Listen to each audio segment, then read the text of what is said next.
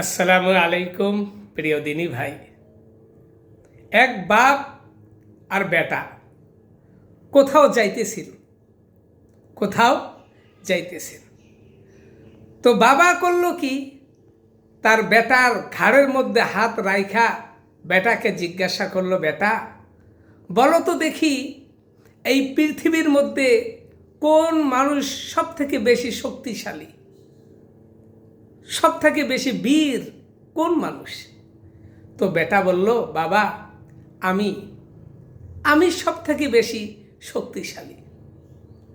তো বাবা করলো কি, তার হাতটা বেটার ঘাড় থেকে সারাইয়া নিয়ে আবার জিজ্ঞাসা করতেছে বেটাকে, বেটা এখন বলো তো দেখি যে এই পৃথিবীর মধ্যে কোন মানুষটা সব থেকে বেশি কমজোর। তো বেটা বলল, বাবা আমি। তো বাবা অবাক হয়ে গেলেন, বেটাকে জিজ্ঞাসা করতেছেন, বেটা প্রথমবার আমি জিজ্ঞাসা করলাম যে এই পৃথিবীর মধ্যে কোন মানুষটা সব থেকে বেশি শক্তিশালী, তখন আপনি বললেন যে আমি। আর এখন যখন আমি প্রশ্ন করতেছি যে কোন বেশি কমজোর, এখনো বলতেছ আমি। আপনার কথা তো আমি কিছু বুঝলাম না। তো বেটা বলতেছে, বাবা প্রথমবার যখন আমি বলছি যে এই পৃথিবীর মধ্যে সব থেকে বেশি আমি শক্তিশালী, তখন আপনার হাতটা আমার ঘাড়ের মধ্যে ছিল। যতক্ষণ আপনার হাত আমার ঘাড়ের মধ্যে ছিল, তো আমার এটাই মনে হইতেছিল যে আমার থেকে বেশি শক্তিশালী এই দুনিয়ার মধ্যে আর কেউ নাই, কারণ বাবার হাত বেটার ঘাড়ের মধ্যে আছে।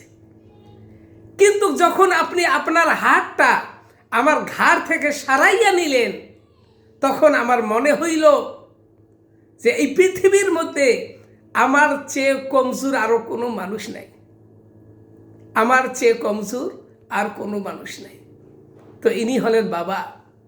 এই বাবা যদিও কমজোর হয়, যতক্ষণ বাবা আমাদের মাঝে থাকে, তো আমাদের মনের মধ্যে একটা শক্তি পয়দা হয়ে যায়, একটা শক্তি অনুভব হয়। কিন্তু যেদিন এই বাবা দুনিয়া ছেড়ে চলে যায়, তো মনে তো এমন হয় যে আমার মতন আর কমজোর বান্দা কেউ নাই। সেই জন্য ভাই, বাবা মাকে চিনি, বাবা মার সম্মান আমরা করি, বাবা মার খেদমত আমরা করি।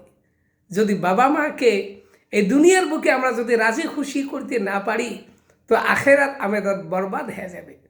আল্লাহ পাক আমাদের সবাইকে, সবারে বাবা মাকে খেদমত করা তৌফিক দান করুক। ওয়া মা আলাইনা ইল্লাল বালাগ।